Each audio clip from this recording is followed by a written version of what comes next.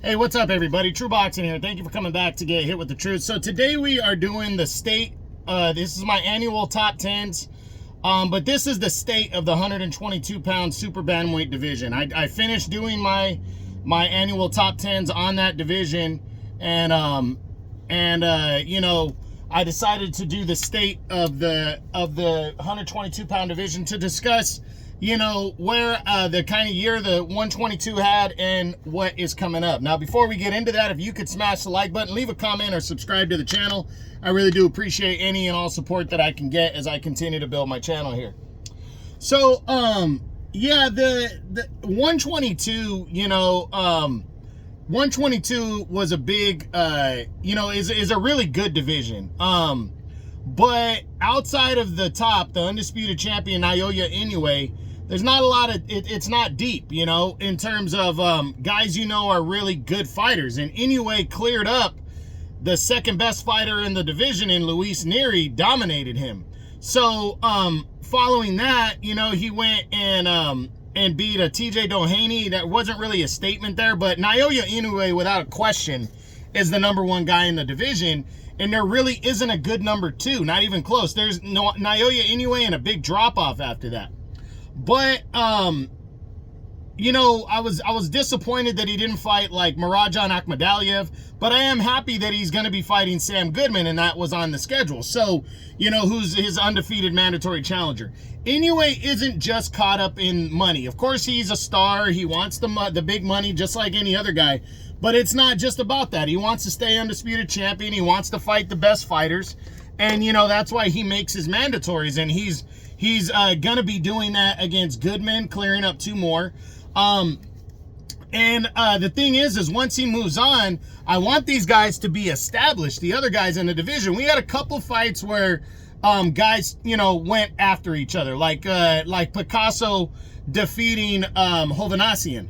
That was a big deal for the division. It gave us a younger contender on the rise in David Picasso, and he beat an established former world title challenger in Hovhannissian. And then you had like Masood defeating Liam Davies was a big deal for the division because it was a battle of undefeated younger fighters trying to make a case for themselves. And that's what you want, because when you have an undisputed champion, you can almost guarantee that in the very near future, that guy is going to give up all the belts and move up, and you want that division to be ready to roll.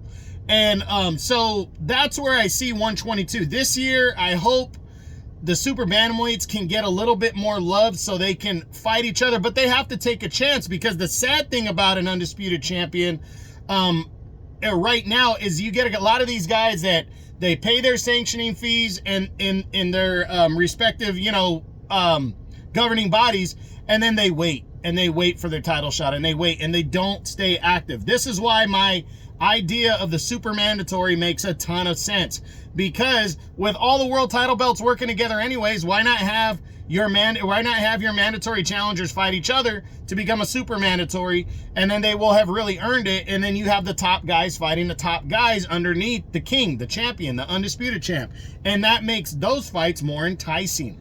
That's why Murajan Akhmadaliev, he should be trying to set up a showdown with what's his name, David Picasso, maybe, because he's the #1 contender in the WBC now, since they're both waiting. But for Inoue being the king of the division, the fights I want to see this year at 122, I mean, I want to see him, of course, continue to fight the top-rated guys. I really want to see, we're going to see Goodman. That's a fight I have been wanting to see, even though Inoue's a heavy favorite. He's going to be a heavy favorite over anybody. But I want to see Inoue fight MJ. I want to see him fight him. MJ, in my opinion, is the second best guy overall. He had a bad night. He overlooked Marlon Tapales, the veteran, and narrowly lost that fight. If he would have put his foot on the gas pedal earlier on, he would have, in my opinion, he would have knocked Tapales out. I want MJ to push for the Tapales fight so he can erase that and really show Inoue, I'm your mandatory, I'm your top threat in this division. So that's a fight I really want to see. I wouldn't mind seeing Inoue take on David Picasso because he defeated Hovhannissian. And so did Neri, a guy that Inoue just beat. I really wouldn't mind that. But the fight I really want to see at 122 this year, and I hope it happens, is the all-Japanese showdown between Inoue and Junto Nakatani. That's a major, major fight. And Nakatani's the best guy at 118. Inoue's the best guy at 122. I'd like to see Nakatani in the middle of the year move up, make his debut at 122, beat a relatively solid fighter like a Marlon Tapales, somebody along those lines, to really earn the shot and get a feel for the division. And then I'd love to see those two guys go at it. Another fight I would love to see would be Inoue against, I really would like to see Inoue take on Bam Rodriguez. That'd be an all pound for pound type fight right there. And I think that'd be great. Other fights, again, Tapales and Akhmadaliev 2, MJ2 would be good. Picasso taking on another one of the undefeated guys that are ranked highly in his division. So that's it. That's what I got. That is the state of the 122-pound Super Bantamweight division as my annual top 10s continue. I hope you enjoyed the video. If you did, smash the like button, leave a comment, or subscribe to the channel. This is True Boxing, and you've been hit with the truth.